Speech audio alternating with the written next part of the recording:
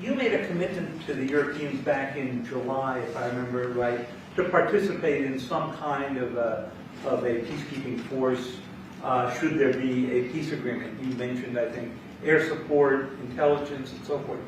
Does that commitment still stand? Is the U.S. ready to go contribute to It's called the security agreement, basically, that they call it, the security agreement. Yeah, we would help. We would help with security because it's, I think, a necessary factor in getting it done. I thought that we were very close with Russia to having a deal.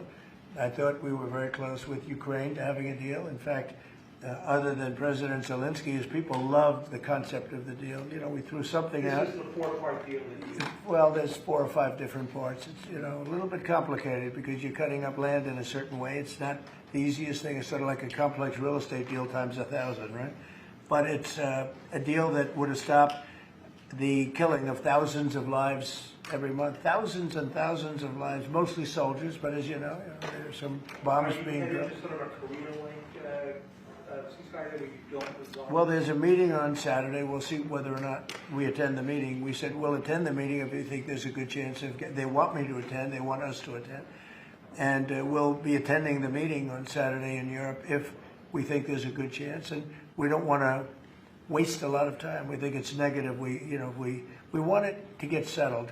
We want to save a lot of lives.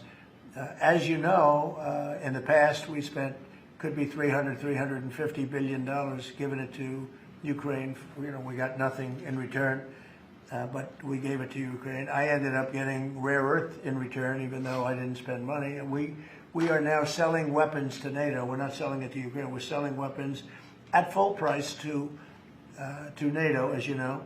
They distribute those weapons probably to Ukraine for the most part. They're probably doing it to others also. But we're not involved in the war other than the fact that we are involved in a negotiation because people want us there.